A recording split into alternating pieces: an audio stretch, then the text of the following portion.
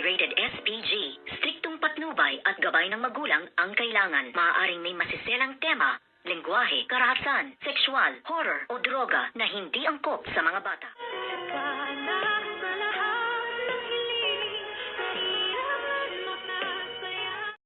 Good morning and welcome sa aking munting channel. Galit na galit nga itong si Madam Chantal dahil nga yung kanyang plano na makipagbanding nga sa mga board member ng Apex Medical Hospital ay hindi nangyari at hindi nga natupad dahil nga nalaman nitong si Miss Giselle Tanyag na meron nga itong gagawing pakipagbanding sa mga board member ng Apex Medical Hospital. Ay inunahan niya nga itong magsagawa ng isang maganda at planting trees para nga sa mga cancer patient at magkaroon nga sila ng mga donasyon para nga mas humaba at lumawig ang buhay ng may mga tao nga may sakit na cancerous. At dito naman ay gigil na gigil nga nang malaman ni Madam Chantal na nagsisimula na siyang kalabanin ni Miss Giselle Tanyag. Wala kang magagawa, Madam Chantal,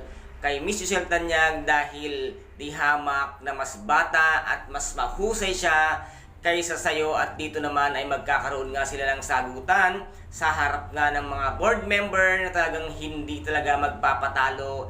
Ito ngang si Miss Giselle Tanyag, kung kaya't muli na namang napahiya ito ngang si Madam Chantal sa harapan ng maraming tao. Palagi ka nalang napapahiya, Madam Chantal. Yan ba ang rule mo? Ang mapahiya ka sa harap ng maraming tao? At dito naman ay isa sa mga bisita nga nitong si Miss Giselle Tanyag. Ang kanyang pagkain ay makikita ang isa sa mga pustiso. Sino kaya ang naglagay ng pustisong ito sa pagkain ng isa sa mga board member? At ano kaya ngayon ang gagawin nitong si Madam Chantal dahil nga sila Miss Lynette Santos ang nag-catering dito nga sa mga bisita ni Miss Giselle Tanyag dito sa Apex Medical Hospital. Kung kaya't nga nasabi pa dito ni Chang Susan na baka nga daw sa kanya ang pustisong iyon at napaka-imposible naman na yun ay maisama nila, kundi ito ay sinadya at meron talagang isang tao na naglagay nga nito sa pagkain.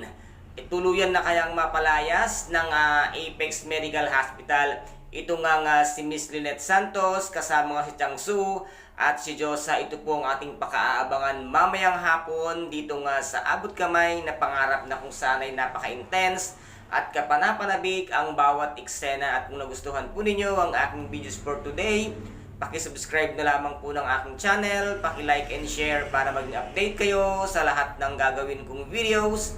Maraming salamat po. Ingat, God bless and bye-bye!